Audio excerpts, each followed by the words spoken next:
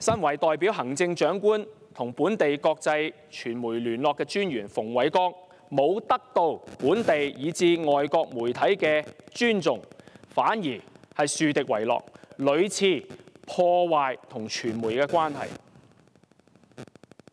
主席，馮煒光除咗頻頻失言之外咧，佢作為行政長官發言人嘅馮煒光，亦都竟然被踢爆，佢用化名金鐘人喺報章撰文咧，係狼批反對政府施政嘅人士，做法藏頭露尾、鬼鬼祟祟，唔負責任之餘，亦都係令到香港市民大眾新聞統籌專員佢嘅操守。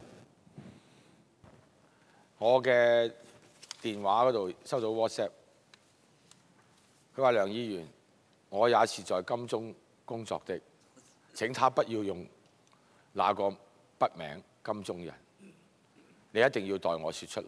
呢個咁嘅馮煒光，除咗講錯嘢之外，仲有咩叻咧？老實講，或者特登講錯嘢。嗱，老實講，主席可能佢有一個功勞就係咩咧？佢係差過 CY， 令人哋忍唔住笑。